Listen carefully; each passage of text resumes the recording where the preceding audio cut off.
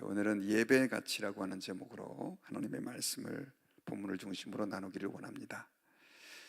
우리 기독교 핍박의 역사를 살펴보면 이렇게 교회가 우리 한국 교회도 그렇고 세계적으로도 그렇고 굉장히 많은 핍박을 당해왔습니다. 또 지금도 핍박을 당하는 나라들이 참 많이 있습니다. 그런데 제가 그런 생각을 해봤어요. 왜 이렇게 핍박을 많이 당했을까? 왜 이렇게 많은 사람들이 죽음을 당했을까? 도대체 이유가 뭘까? 생각을 해봤더니 예수님의 말씀대로 일단 이 하나님을 섬기고 예수님을 믿는 사람을 싫어하는 사람들이 많이 있어요. 그런데 사실 정확하게 말하면 그 싫어하는 사람들이 싫어하게 된 계기가 있는데, 그게 뭐냐면 우리의 개인적인 하나님과의 믿음이라기보다도 조금 더 실체적으로 말하면 예배를 싫어하지 않았나 하는 생각이 들어요. 그러니까 우리가 초대교회 때부터 이렇게 모이기에 힘썼지 않습니까? 그리고 우리 예수 믿는 사람들에게 있어서는 하나님 앞에 드리는 모임과 예배라는 게 너무나 중요한 가치였는데, 그냥 집에서 혼자 예수님을 믿었다, 조용히 남모르게 밤에 기도하고 신앙생활을 했다고 한다면 그런 핍박이 없었을 텐데 모인단 말이에요. 모이다 보니까 다른 종교를 가지고 있는 주변에 있는 사람들이라든가 또 정치적인 어떤 세력들은 이걸 싫어하는 거죠. 그래서 이 예수 믿는 사람들이 절대적으로 여기고 또 하나님 앞에 순종하기 위해서 모여서 예배드리고 했던 것들을 그들은 싫어했고, 그래서 대대적으로 기독교를 핍박하게 됐다는 것입니다. 이 관점에서 우리 한국교회의 역사를 봐도 그건 마찬가지고, 제가 작년에 튀르키예를 갔다 왔는데 거기 초창기에 기독교인들이 엄청나게 로마로부터 박해를 받을 때, 또 이슬람으로부터 박해를 받을 때 토굴에 들어가 가지고 살았던 그런 흔적들을 보면 그곳에서 그들이 지키려고 했던 게 뭐냐면 결국 예배였다는 거죠. 여러분, 그런데 오늘날 많은 사람들이 예배를 그냥 예수님을 믿으니까 하나님 앞에 나가서 찬양하고 기도하고 말씀을 받는 것 정도로 그렇게 생각하는 사람들이 많이 있지만, 그러나 조금 더 거슬러 올라가서 구약시대 때부터 생각을 해보면 예배다라고 하는 것은 사실 우리의 옵션과 선택이 아니라 하나님께서 계시로 모세를 통해 주셔서 어떻게 하나님을 예배해야 될 것인지를 말씀했던 하나님의 명령이었고, 그것이 신약의 예수 그리스도를 통해 완성되어서 결국 우리가 오늘날 예배를 드리고 있다라고 하는 것입니다. 만약에 우리가 예배를 드리지 않았다 그러면 기독교에는 핍박이라는 것이 없었을 것입니다. 그렇다면 왜 우리가 이렇게 예배를 드려야 했을까요? 그것은 예수님을 믿는 사람들의, 또 하나님을 섬기는 사람들의 가장 기본적이고 또 당연한 태도는 뭐냐면 예배이기 때문에 그렇습니다. 오늘 이렇게 본문에 보면 이걸 알게 해주는 굉장히 중요한 사건이 짧은 몇 절이지만 나만 장군을 통해서 기록되어 있습니다. 여러분, 나만 장군이 이렇게 요단강에서 들어가서 7번 씻음으로 인해서 그의 나병이 깨끗하게 나은 것을 우리는 다 알고 있어요. 이건 지금 우리가 복음적으로 말한다면 하나님의 은혜를 받은 것이죠. 그런데 이 나아만이 참 독특한 것은 다른 사람들은 그렇게 치료받고 감사하면서 그냥 갔더라라고 끝나는데, 이 나아만은 오늘 본문에서 그 나아만이 치료받은 이후의 삶에 대해서 고민한 흔적이 기록되어 있어요. 그것은 바로 뭐냐면 예배와 관련된 것이었습니다. 자, 오늘 15절에 보면 나아만이 모든 군대와 함께 하나님의 사람에게 돌아와서 그의 앞에 서서 이르되 내가 이제 이스라엘 외에는 온 천하에 신이 없는 줄을 아나이다. 청하건대 당신의 종에게서 예물을 받으시옵소서 라고 말하면서 감사하는 마음으로 예물을 이제 그 엘리사 선지자에게 드리려고 했어요. 여러분, 어저께 말씀드렸지만 그 예물의 양은 엄청난 양이었습니다. 수많은 은과 금이었었어요. 요즘으로 말하면 수백만 불의 가치가 있는 그런 양이었었습니다. 그랬을 때 이 엘리사는 절대로 하나님 앞에서 내가 당신의 예물을 받을 수 없습니다 라고 거절을 합니다. 엘리사는 자기가 한 일이 아니라 하나님이 하셨다라고 하는 것을 드러내기 위해서, 또 하나님께서 그렇게 하지 말라고 명령하신 것 같아요. 그래서 그 예물을 거절합니다. 그랬을 때 17절에 우리 같이 한번 읽어봅시다. 열왕기하 5장 17절에 나아만이 이렇게 부탁을 해요. 나아만이 이르되 청하건대 노새 2마리의 흙을 당신의 종에게 주소서. 이제부터는 종이 번제물과 다른 희생제사를 여호와 외에 다른 신에게는 드리지 아니하고 다만 여호와께 드리겠나이다. 자, 엉뚱한 요청을 합니다. 그 요청이 뭐냐면 노새 2마리의 실을만큼의 흙을 당신의 종 나아만에게 주십시오. 그러면서 이제부터는 종이 다른 번제물과 다른 희생제사를 여호와 외에 다른 신에겐 드리지 아니하고 다만 여호와께 드리겠나이다 라고 얘기를 해요. 자, 나아만 장군은 그 전에 림몬 신을 섬기는 사람이었습니다. 림몬 신은 아람의 최고의 신이라고 해서 하닷이라고도 일컬어지는 신이었었어요.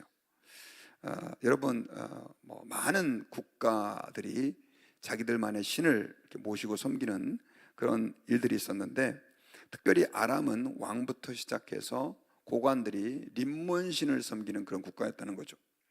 그런데 이제 그가 엘리사 선지자를 통해서 나병 치료의 그 놀라운 은혜를 경험하고 나서 뭘 결단하냐면 이제부터는 번제물과 희생제사를 여호와 하나님 외에 다른 신에겐 드리지 않겠다는 거예요.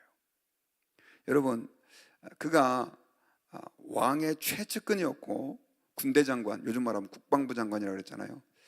오늘날 미국이나 한국에서 국방부 장관의 위치도 대단한데 고대 국방부 장관은 거의 왕의 오른팔이다라고 얘기를 해도 과언이 아닐 정도로 중요한 직책에 있었던 사람입니다. 그런데 그가 림몬신을 예배하는 걸 자기가 포기하고 여호와 하나님만 섬기겠다, 그분에게만 번제물을 드리겠다라고 얘기하는 것은 보통 힘든 결정이 아니었을 것입니다.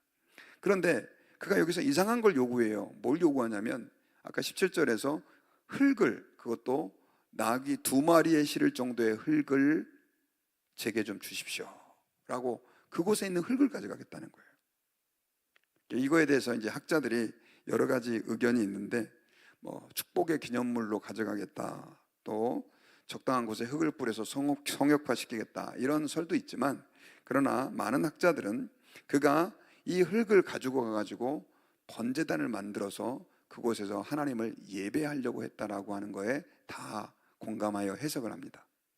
자, 나아만은 다른 치료받은 사람과 다른 한 가지가 있었는데, 주님으로부터 은혜를 받아서 치료받은 다음에 제일 먼저 이제부터는 내가 림몬신을 예배하지 않고 하나님을 예배해야 되는구나 하는 것들을 생각을 하게 된 것이죠.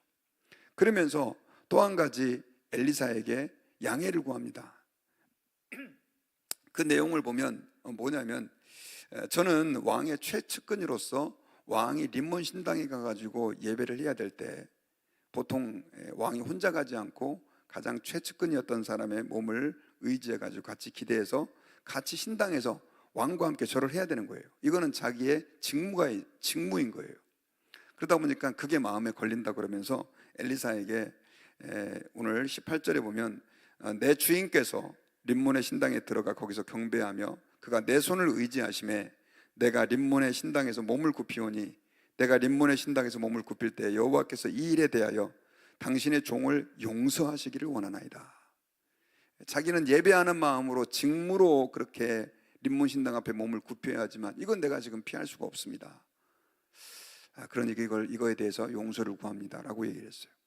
자, 그가 얼마만큼 예배가 하나님을 믿고 섬기는 자로서 중요한지에 대해서, 그리고 이미 기본적인 하나님을 섬기는 사람은 다른 신에게 절을 하면 안 된다라고 하는 사상까지도 알고 있었던 것을 우리는 여기서 추정해 볼 수 있어요. 그랬을 때 엘리사가 그걸 듣고 평안히 가십시오 라고 하고 그를 보내줬다라고 하는 내용이 오늘 본문 가운데 기록되어 있습니다. 자, 우리가 여기서 중요하게 생각해야 될 주제가 있습니다. 그래서 뭐냐면 제가 서두에 얘기했던 것처럼 우리 예수님을 믿는 사람들에게 가장 중요한 게 뭐냐. 자, 많은 사람들은 저도 예수님을 믿고 구원받는다라고 하는 것이 너무 중요한 가치라고 믿습니다. 그런데 거기에 그냥 머물러 있는 사람이 많아요. 꼭 마치 내가 영원히 죄 가운데 멸망당해 죽을 수밖에 없었던데 예수님이 나를 사랑하셔서 그분의 그 십자가의 죽으심으로 내가 구원받아 하나님의 백성이 되었다. 이거에 감사하면서 우리는 신앙생활해야 된다. 근데 여러분, 성경에서는 그걸 얘기하고 있어요. 하지만 거기서 끝나지 않습니다. 오히려 거기서 한 단계 더 많은 것들을 요구하는데, 그게 뭐냐면, 그럼 네가 구원받은 이유가 뭐냐는 거죠. 네가 왜 하나님 앞에서 그런 예수 그리스도의 십자가의 은혜로 구원을 받게 됐느냐는 거죠. 답은 은혜입니다. 하나님의 은혜. 그러나 하나님이 그 은혜를 우리에게 주시면서 의도하신 게 있어요. 그건 뭐냐면, 우리가 하나님을 예배하는 예배자로서 살기를 원하는 거죠. 여러분, 아담과 하와가 에덴 동산에서 선악과를 먹고 죄를 지어서 그들의 본 지위를 떠나 타락을 했잖아요. 이거는 그들이 죄인의 상태에 떨어졌다는 것인데, 이거는 조금 더 거시적인 관점에서 보면 그들은 이제는 하나님을 예배할 수 없는 존재가 되었다는 뜻이에요. 하나님이 아담과 하와가 죄를 지었을 때 에덴 동산을 거니시면서 그들을 불러요. 아담아, 내가 어디 있느냐? 예, 제가 버섯숨으로 두려워하여 숨었나이다. 이게 창세기에 나오잖아요. 근데 여기 보면 하나님이 에덴 동산을 거니셨다는 표현이 나와요. 하나님은 발이 없으신데, 우리가 여기에서 굉장히 중요한 단서를 하나 발견할 수 있는 게 뭐냐면, 에덴 동산에 있을 때 아담과 하와는 하나님과 함께하고 늘 하나님을 예배하며 교제하는 존재였다는 거죠. 그런데 죄를 지은 인간이 그 하나님 앞에서 자기 자신이 죄로 더러워짐으로 인해서 이제는 하나님과 교제하고 예배할 수 없는 존재가 되어버렸다는 것입니다.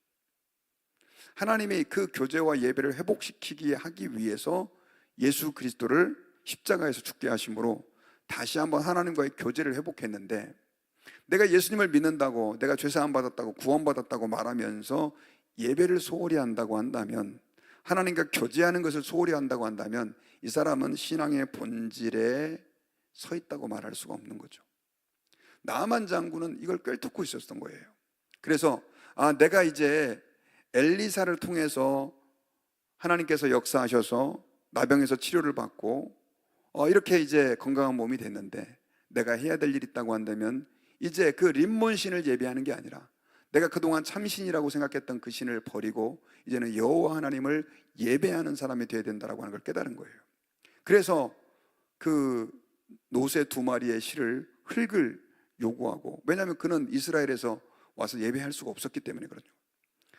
그래가지고 자기 그 집에다가 뭐 그렇게 제단을 만들어 놓고, 사실 그것도 어떻게 말하면 율법에 의하면 옳은 것은 아니지만 그런 마음으로 흙을 요구를 했고, 그리고 자기가 왕과 함께 림몬신을 예배하는 곳에 가야 되는데 이거에 대한 양해를 구하고 있는 것을 알 수 있죠.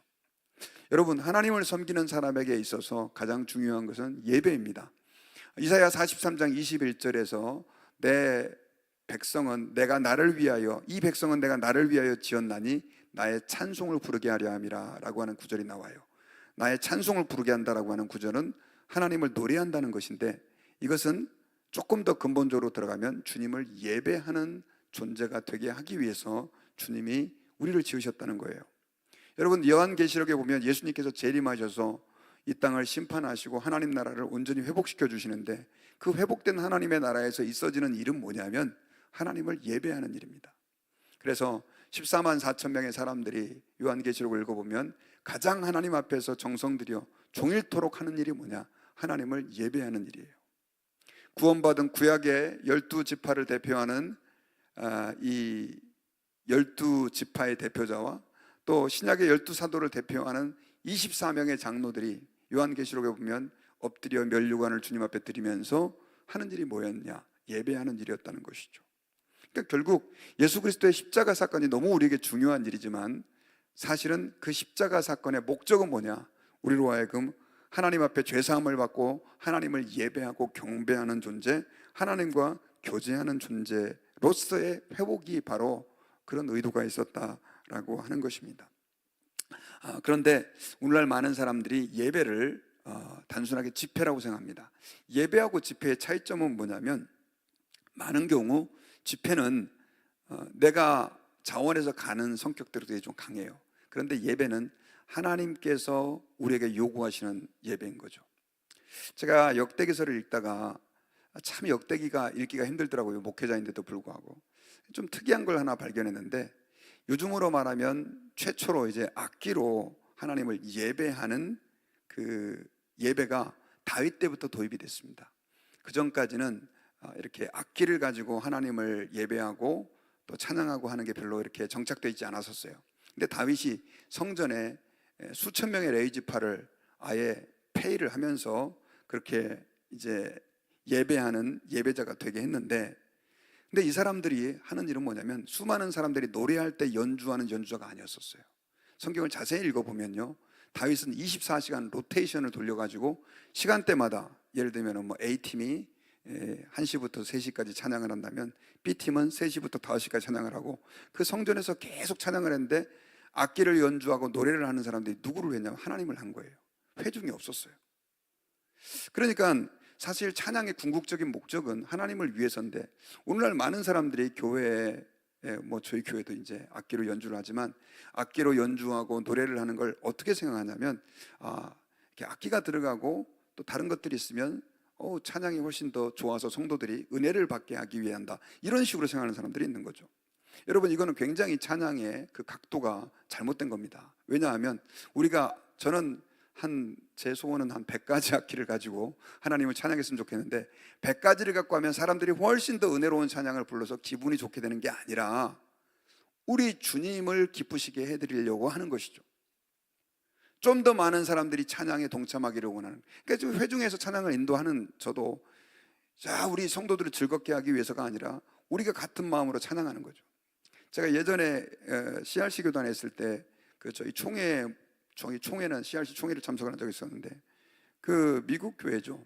미국 교회에서 제가 굉장히 놀란 게 뭐냐면, 예배를 드리는데 너무 예배가 예전적이에요. 그래서 막 앉았다 일어섰다 약간 천주교가 좀 비슷하기도 하고 굉장히 충격받았는데, 근데 거기서 찬양하는 시간에 찬양을 인도하는 데 있잖아요. 사람들이 다 서서 찬양을 하는데 악기가 이제 이렇게 쭉 있고 찬양 인도자가 안 보이는 거예요. 이렇게 강대에 서서 찬양 인도를 하잖아요. 또 우리는 싱어들까지 써가지고 찬양, 분명히 노래는 들리는데 알고 봤더니 찬양 인도자들이 다 내려와 가지고요, 이렇게 그 앞에 강단 쪽을 향해서 찬양을 하는 거예요. 그래서 제가 그때 굉장히 쇼크를 받았어요. 이 사람들은 찬양이다라고 하는 개념은 회중을 위해서 하는 게 아니라 하나님을 위해서 하는 거라고 하는 명확한 인식이 여기에도 있구나라는 생각들을 한 거죠. 저는 고등학교 2학년 때부터 인도를 했기 때문에 사실 성도들과 함께 노래를 하기 위해서 한다라고 하는 그런 개념을 갖고 있었는데, 이게 잘못된 개념이고 하는 것들을 좀 그때 깊이 느꼈습니다.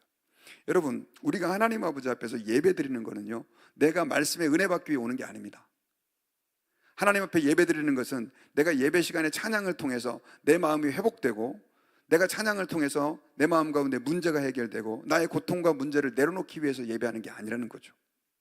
예배는 우리 하나님을 영화롭게 해드리는 거예요. 그러니까 내가 예배하고 싶지 않아도 예배를 해야 되는 거예요. 그리고 내 마음이 답답하고 또 교회 가기 싫고 하나님께 예배하기 싫어도 예배해야 되는 거예요. 왜? 그것은 나를 위해 하는 게 아니기 때문에. 그렇게 하나님을 예배했을 때 주님이 우리에게 은혜를 부어주심으로 내 문제가 해결이 되고 질병이 치료되고 내가 갈 길을 발견하게 되는 은혜가 있어지는 것입니다.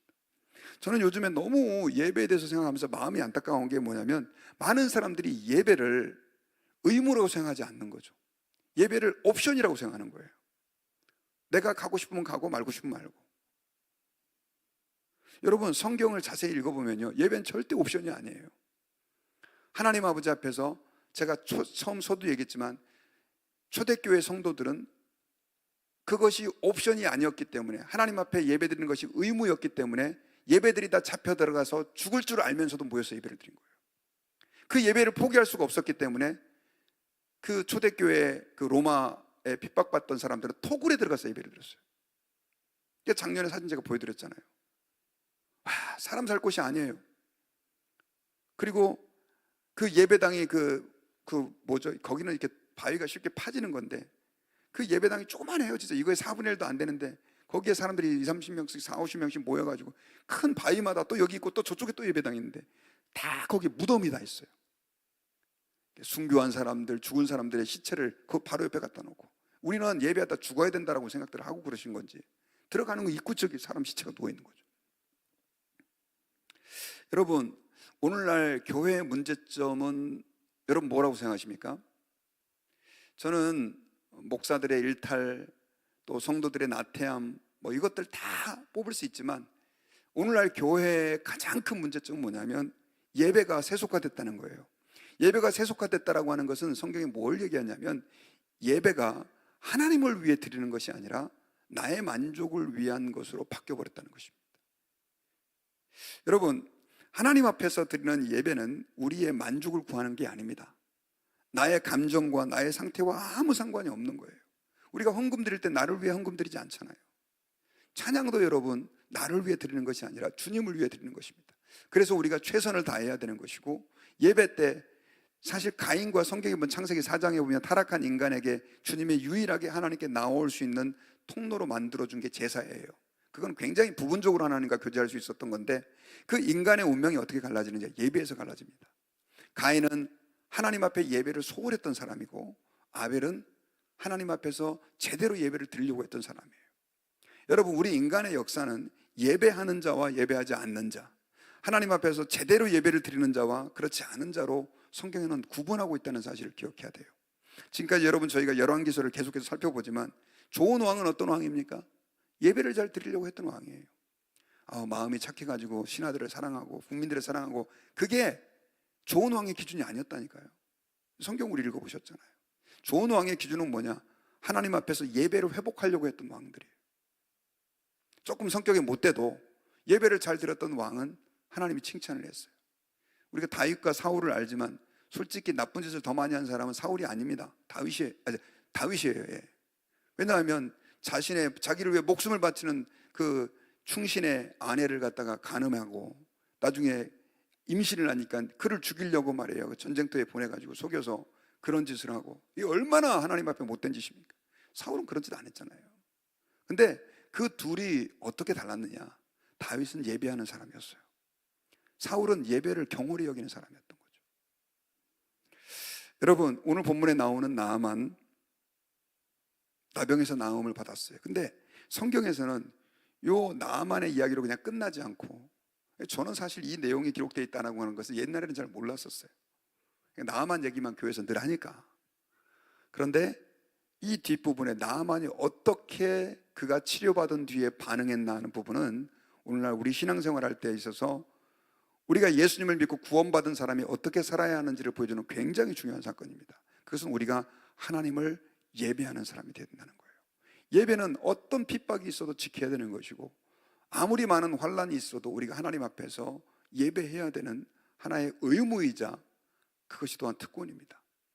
저는 여러분 죄송하지만 예수님을 믿는 사람들을 다 너무나 귀한 분이라고 생각해요. 그런데 예수님을 믿으면서도 너무나 비참하게 살아가는 사람들이 있고 너무나 가치 있게 살아가는 사람들이 있어요.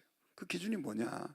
하나님 앞에서 예배를 사랑하고 예배를 사모하고 하나님 앞에 마음을 다해서 주님께 감사를 올려드리고 또 주님을 예배하는 자로서의 사명을 감당하면서 그런 예배자가 하나님의 일도 할 수 있는 거죠. 복음도 전할 수 있고 또 하나님 앞에서 사명도 감당할 수 있는 것이죠. 그래서 사실 우리가 예배하는 것이 제대로 돼 있지 않다고 한다면 다른 모든 것들이 흔들릴 수밖에 없어요. 그래서 우리가 오늘 하나님의 말씀을 기억하면서 제가 한 2, 3년 전에 엄청 많이 우리 예배에 대해서 주제를 가지고 많이 강조를 했던 내용을 다시 한번 나만을 통해서 돌아봤는데, 우리 안에 하나님 앞에서 그런 예배자로서의 마음, 또 예배자로서 하나님 앞에 예배를 정말 가치 있게 여기고, 왜냐하면 예배를 가치 있게 여긴다라고 하는 것은 저는 하나님을 가치 있게 여긴다라고 하는 것으로 믿습니다. 나아만 장군이 오늘 본문에서 사실 보이지 않는 하나님을 어떻게 그가 섬깁니까? 결국 예배를 통해서 하나님에 대한 믿음과 사랑이 표현되기 때문에 그런 거죠. 그러므로 그런 은혜가 저 여러분들에게 회복될 수 있기를 주의 이름으로 축원합니다.